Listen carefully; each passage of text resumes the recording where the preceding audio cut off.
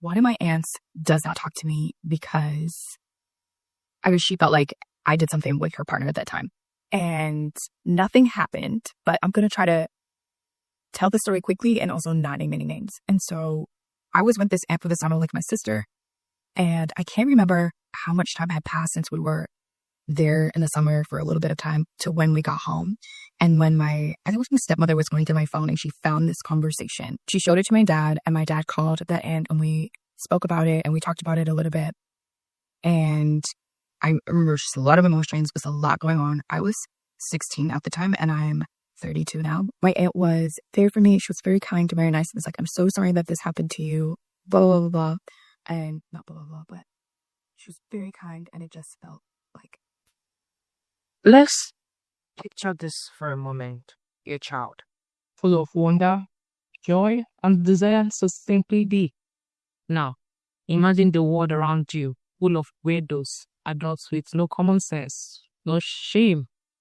They don't see you for who you actually are. Instead, they see you as an older, stronger, and even more responsible than you truly are.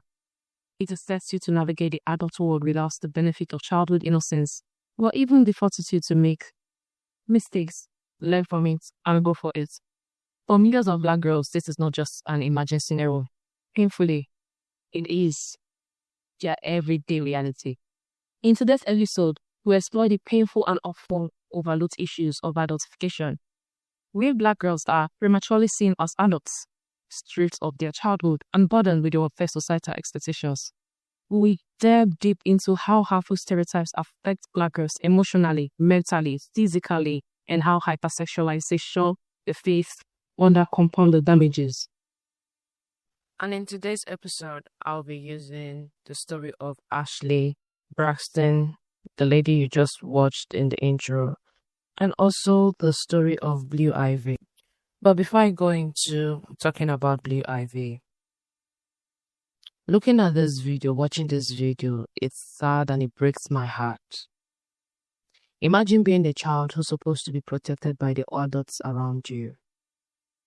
Imagine trusting them for your well-being, and then their husband of one of your aunts preys on your innocence. Now, aside that, to not add sort to injury, all of a sudden, something that happened in the past was now used against you, and wrongfully so, for a man who do not even value you or rate you. It can be heartbreaking and lonely. Mind you, when she was talking about this, she didn't mention her aunt's name until it was called out. And the reason I even had to talk about it because, yes, Ashley now is 34 years old, right? But when this happened to her, she was like 16 years old, so she was a child, and she's the daughter of the oldest brother of the Braxtons. So lately she has been speaking up on what happened in the family, right? And yes, that's the thing. I wanted to say, when you look at what is happening on the media a lot of times, I would say be skeptical about it because it might seem so perfect.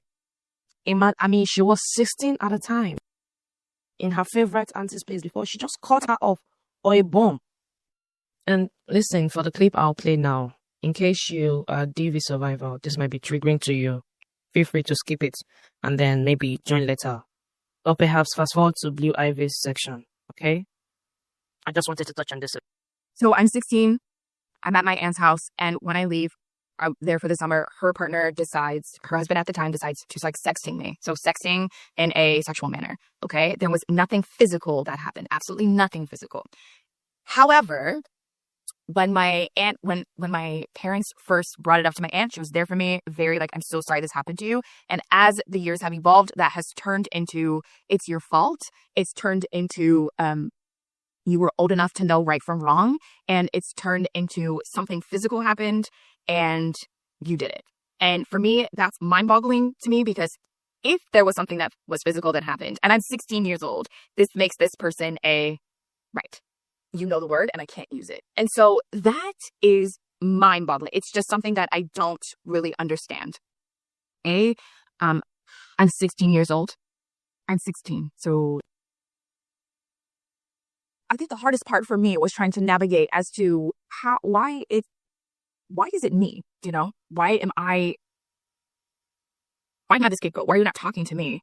I didn't ask for it. Why? Why do you want me to come to you and say, yes, I had a physical relationship with this person? Like, that makes him do it. I said that I wouldn't get emotional on this, and I don't know. This person has also had a platform to be able to talk and to be able to voice his character of who he is, and like we're just breaking bread with the person as if nothing has happened, or like it's just, I don't know. Ashley later went on to confirm the auntie she was talking about when the TikTok user Tracy called it out, saying, sounds like Trina and Gabe. She gave context clue. She said the person was on TV and operating in the same spirit, had sex addiction. It's sad to see this. It was really heartbreaking to see that the Gabe she was talking about in question, this guy took her through, got her even to her own addiction, crashing out on Yala, another pick-me and mommy of the community.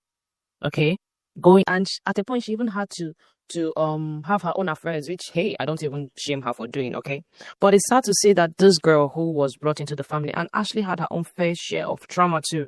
Okay, she came from an abusive home. Her mom left.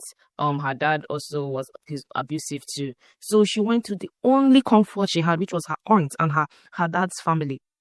At first, okay, it was all nice and cool. Then all of a sudden you cut her off. Do you know how lonely, ashamed, and confused? And to see that she had to go through this as a tender age. And I love the fact that honesty is this year since 2024. A lot of things have been coming out in limelight. And I'm like, okay, there are a lot of weirdos. And it's sad to see that a lot of black kids are not protected. In as much as this truth is good to come out in the land. Don't get me wrong. But it's sad to see that her aunt, up till now, at least I'm not aware of their relationship now, but it seems like up till now, she's still carrying that grievance, thinking that, oh, quote unquote, because she must have encouraged it. She must have encouraged it, or she must have been aware of it. And still persistent in her mind that, oh, she's still persistent in her mind that, oh, something must have happened. And let's just assume that something happened. Aren't you ashamed as an aunt? Aren't you ashamed as an aunt to blame a child who was preyed upon by your husband, who ain't shit, by the way? And honestly, if we're being honest, she enabled his toxicity. What do you expect from a man who have continually over years you've proven that you can take him regardless of whatever he throws on you or throws at you, you take him back. Your man. You encourage it. And at the same time, these are the kind of women who will always go after the other woman, but you never face the dog, the mess you're with. And what do they say? If you play with dogs, you end up with fleas. You don't expect playing stupid games and expect to win ultimate prizes. You win stupid prizes. And the worst part in all these things, I don't mind you as a grown-ass woman losing. But what makes me sad is the little children are the ones who bear the consequences. Because all this trauma, where do you think they're going to? Because you have no other person to blame but to beat up the one you feel like you can let go of, which is the child who did nothing to you. You brought the mess to the family. Honestly, it's sad, but I've dwelt a little bit longer on this topic. It's supposed to be brazen, out, but a lot of things to unpack there. Hopefully, I cover it up in the entire videos, right? Let's take a look at Blue Ivy, for instance, the effect of adultification of black girls. We all know Blue Ivy, the daughter of the icon Jay-Z and Beyonce, how she has been facing scrutiny since she has been a child. And it's sad to see the effect of her being in the public eye. She's one person who public scrutiny, it has never shied away from her. And even as a kid, right? But what was sad mostly was the fact that her Mufasa premiere, the moment where this girl was supposed to take all the ultimate shine, looking lovely in her gold gown, by the way, age appropriate, looking like a princess, and people took to social media to tear her down. And especially the Mufasa's video, that got me thinking. The premiere was like, what the hell? What are these adults doing? Putting such expectation and responsibility on the shoulder of a young girl. It's called, I don't know if it is misplaced expectation or I don't get it. But before we go deeper, we will understand what adultification means. Adultification is a concept that demands our attention. It's a societal phenomenon where black girls, most especially, are seen as older, more mature, and more responsible than their actual age suggests. In fact, 2017 study by Georgetown Law Center on poverty and equality showed that adults perceive black girls as less innocent and more adult-like than their white peers, starting as young as 5 years old, which is true. As in Nigeria, in Africa country, most black girls are expected to raise their older ones. In fact, from as a kid, we are told how to sit properly, how to act poised, how to respect yourself, how to be prim and proper, But the men are expected, boys are always expected to be boys. And it's worse in the black community because in other communities, at least the kids, you see children, you go to more, you see young girls running up and down, dressing cute, pink and short, right? And people expect them to be child. In fact, if a guy walks anyhow around, they will call you a predator. They will fire you. They'll find you, right? But let it be a black girl. Oh, God forbid, let it be a black girl, a black girl child. All of a sudden, she should have known better. She should have dressed less suggestive. Oh, she probably wanted the attention. Oh, why is she acting so outgrown? Like you're not even giving the innocence to the child. You're not giving expectations to make mistakes. And you have no idea how dehumanizing it is to be in such a space where you're not given the opportunity to thrive. And it's such mentality that bets the idea that black girls can't feel pain. Black girls our pain is trivialized. That's why even in this case of Blue Ivy, something that should have been a happy moment was just distorted and made into a caricature. If it were a white kid, for instance, this kind of scrutiny would never have happened. Is it one as bad as she was dancing in her mom's Coachella and all, and yet people were critiquing her dance step, talking about, oh, she's supposed to stand like this. You expect a girl who is just is new to the limelight, and by the way, she's carrying it more graceful than most adults have ever done. Do you know how distorted your reality must be to even be fixated on what a child is doing to the point of going out there and crashing out? Even Miley Cyrus, for instance, look at how suggestive she was dressing. And it's so bad. And it's so bad to the point that they push it to the way that black women are monoliths, that they push it to the point that it's just they have a particular category where they picture us. We either fall into the spectrum or not. There's one picture that is out there for us. So it's either we are this Madonna whore, and at least Madonna whore to an extent is a little bit desirable, but I don't know what they paint us as. Make us masculine, right? They perceive us as masculine. They see us as too grown, too mature, no better, or it is hyperly sexualized, and it has to be either this or that. I don't know how many of you must have watched this Wicked. By the way, if you haven't watched it, go watch it, okay? It's very nice. I like the coloring, I like the setting, I even like the costume and all, the theme and all. But that is not what I'm talking about today. I feel like there's some part that is questionable, right? But then again, it was good entertainment. I enjoyed my time. But look at Cynthia Erivo, who is very confident, by the way, very talented, by the way. The way she and Ariana carried that character, they brought it to life, and I feel like they did justice to it. But someone like her who is well talented, who is well versed and confident, regardless, and thriving in her industry, imagine her being reduced to just her sexuality and asked weird question on life. How she cleans her bum. Why? Because she's rocking a nail. See, look at my nail already. They are very short. This is the longest I can ever rock. I'm not that.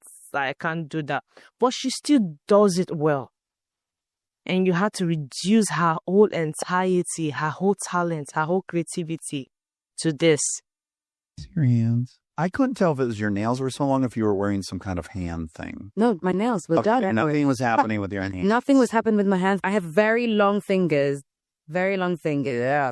My nails are very long right now. Can I ask you a really crazy question? Is it appropriate? Go on. When you're wiping your butt. I knew you would ask that question.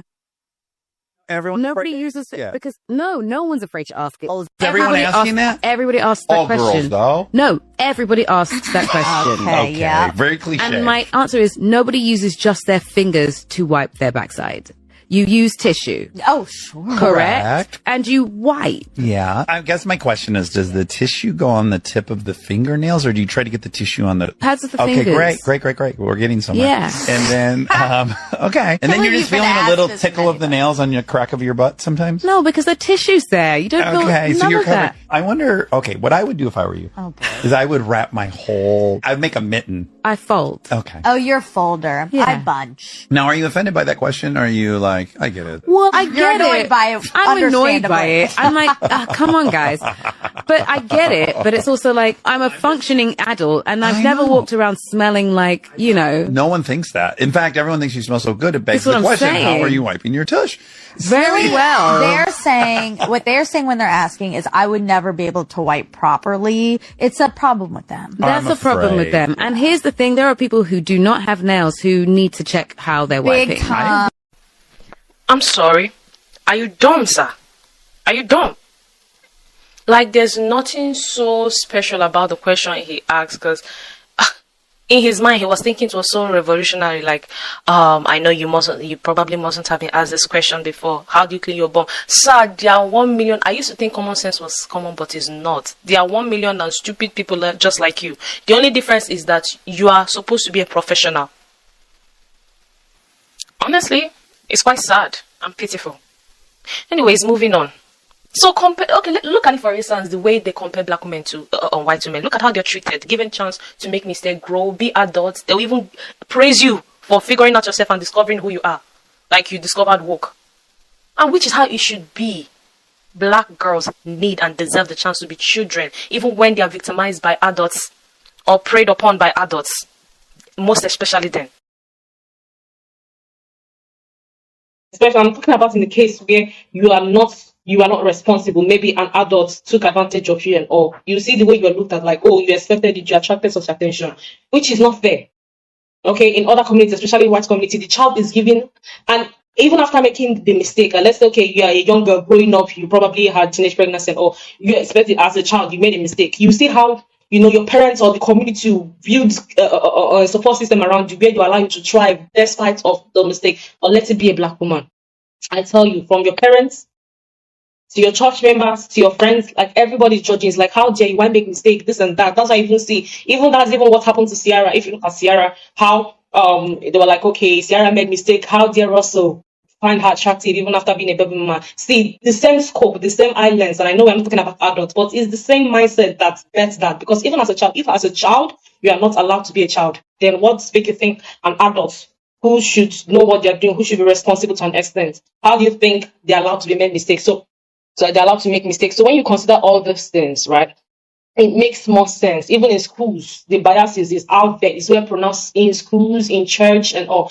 Even in my church in Nigeria, I remember as a kid, even because I was very playful, very childlike, very innocent, very out there. Just, as a child, you have the hope. You want to be a child. You want to spread your wings. You are innovative. You're just thinking of the blue sky being pink and purple. You're walking in the cloud, and all of a sudden, one weird adult is looking at you like a creep. And maybe because you dressed projected, I don't know, you dress like a child, being you, probably you wore pants, you are running around. All of a sudden, you're so conscious because there's one creep uncle looking at you, and there's one auntie, maybe his wife somewhere, looking at you like you want to snatch her husband. It's weird, right? Honestly, I think there's a lot of things to be said to the society where such expectation is being viewed as where a girl child is seen as an adult. There should be, but in order to buttress this, because I felt like there are some behaviors that should be left in 2024. That's some behaviors. This is the year, new beginning. There are things you shouldn't be caught doing, even in the sleep.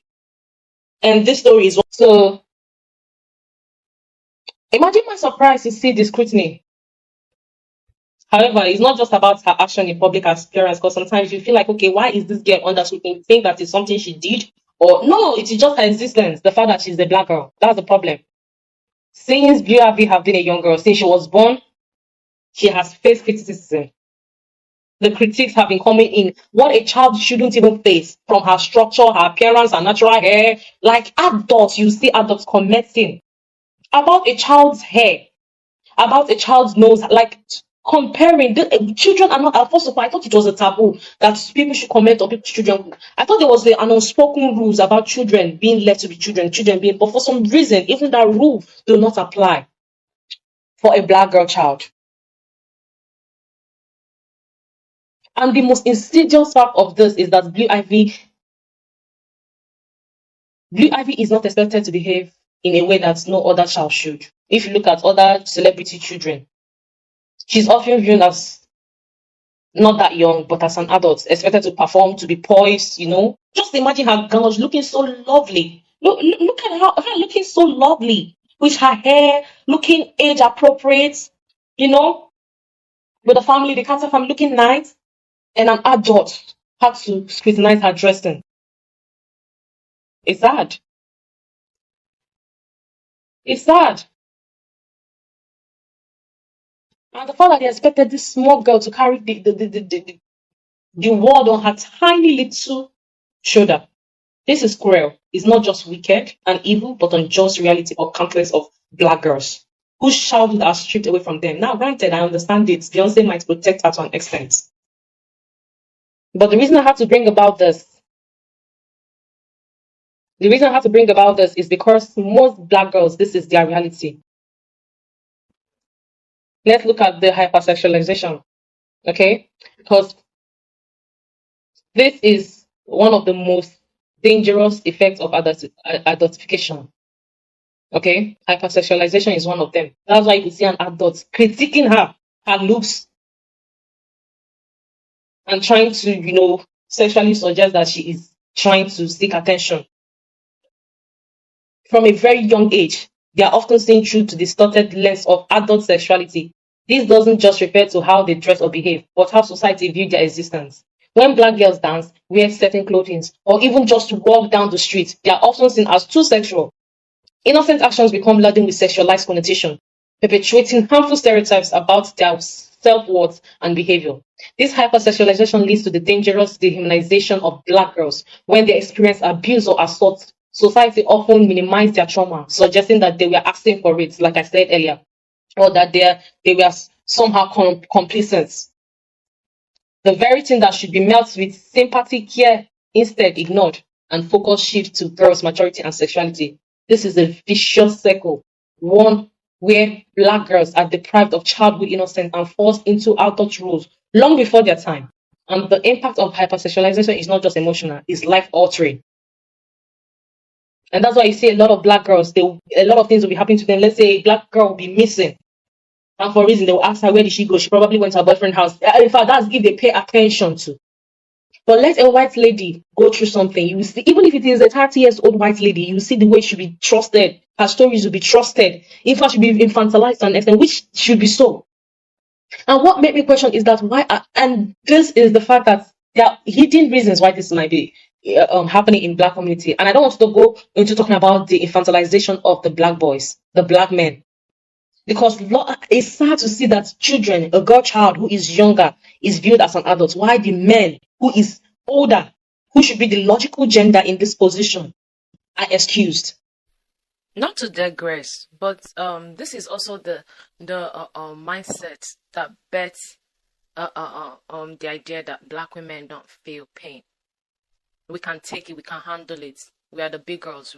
Because if the mindset is you are grown, that means you can handle anything thrown on you. That's why there's no much protection. In fact, there are a lot of researches that shows that even in hospital, black women, when they are giving birth, going through the most crucial pain, birthing human beings, we are not protected. We are viewed that we can handle it. And it's sad that this mindset is what is running till this date. And it's even affecting every angle, every aspect. Take, for instance, even our black entertainers. Okay, we are either boxed in this, forgetting that we are not monoliths. Like, we are multifaceted. We have black girls. We have the nerd girlies. We have the soft girl, baby girl girlies.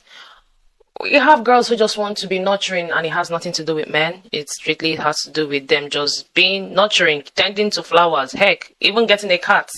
Who cares? But let black girls just be. the same way other children are allowed to be children, allowed to play, allowed to draw randoms. Even heck, Miley Cyrus had her phase. She wasn't even objectified to this level. They were just like, she's a girl, one of the girls. And all of a sudden, you see a girl looking nice, lovely, putting on lovely clothes for her premiere, achieving success that a lot of kids haven't. Let's go to the psychological toll this has on Black girls. The emotional and psychological toll of adultification and hypersexualization is profound, and it can last a lifetime. Black girls subjected to this unfair expectation often struggle with anxiety, depression, distorted sense of self-worth, and they are taught to shrink themselves, to hide their emotions, and to repress their natural desire to express themselves as children. And I can say yes to this. This hits on every note. As a child who at the age of 4 went through an assault, because now YouTube is not so sensitive about those words. You cannot voice out again. This is also part of it. You repress, like, what do you think? What kind of future do you think a child who is repressed from being a child to experience her childhood, what kind of adulthood do you expect from this? Is also trauma. Trauma begets trauma. The constant pressure to be strong, mature, responsible leaves Black girls feeling unseen and unheard. They internalize these harmful stereotypes as they grow older. They often lose sense of self. They feel compelled to prove their worth. That's why you see a lot of ladies, young Black women, they'll be dancing, sexualizing themselves. Not because of that, but this is where you have reduced them to. This is where you have reduced us to. Just for petty validation that will not take you anywhere. But these are the results of it. Study shows that women who have been touched as a child mostly tend to be way promiscuous or repressed. And this is the case of many Black women. Many. And in a society where you raise perverts, you raise weirdos as adults who grow up to be adults, who keep on repeating this vicious circle, what do you expect? Okay, this is granted. I'm using her as an example because despite the women pressure placed on her, Blue Ivy has become a symbol of resilience. You can even see, regardless of the stereotype, regardless of the scrutiny, she stands tall as a young Black girl. Even when she comes out with her mom performing and all, she doesn't let it faze her. And thanks to Beyonce too, because Beyonce will be published. She's the kind of woman that will gas her daughter up, And this is the role of parents. Not all Black parents are aware of this and have the tools to put so much self-confidence in their children.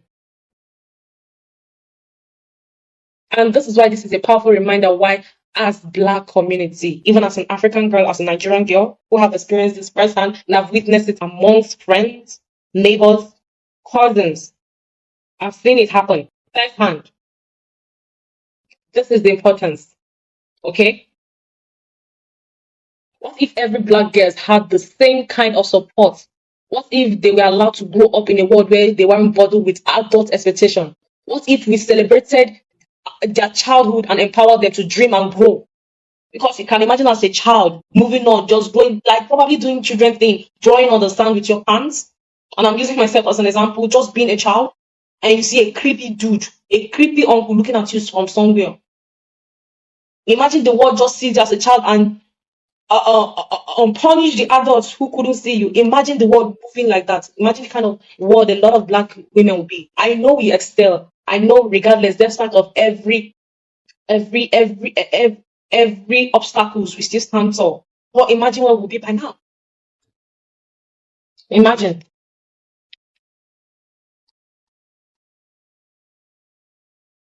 Which brings me to the solution. Okay, the solution starts with each of us. It begins with acknowledgement of the problem and understanding the harmful impacts of adultification and hypersexualization. We must recognize that Black girls are just girls. We are nothing but just a girl. At the end of the day, I'm just a girl. And that's why you see a lot of Black girls, they'll be like, oh, we are so grown, we carry the community, we raise them with no time to be a child.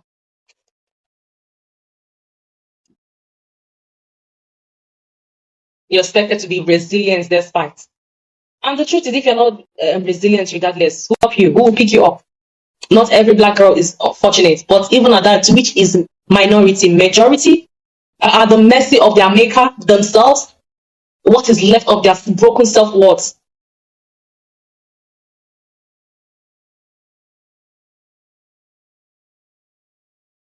We must reject all the stereotypes that confirm them and work to protect their childhood. For educators, this means creating inclusive environments where black girls feel safe to be themselves, to express their emotions, and to make mistakes without fear of judgment for parents and caregivers. It means nurturing and protecting black girls, allowing them to grow up at their own pace, and shielding them from harmful weirdos, stereotypes, and norms that have been taken and keeping us backwards. Because whether you like it or not, if your women, your community, your society develop as much as your women, whether you like it or not, we are the one that keep the society. We are the one that keeps the culture. And even that might seem as an adultification to an extent, but it is the truth. Because this does not just apply. Whether you like it or not, women have been used as labor mules. So it is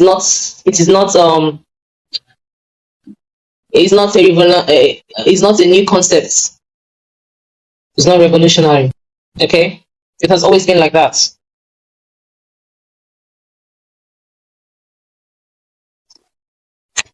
So we must raise our voices for black girls. We must ensure that they have the opportunity to support freedom to thrive. Let's work together to create a world where black girls can just be girls and nothing more until they are ready to step into adulthood. Let the girls breathe. Let the girls be girls.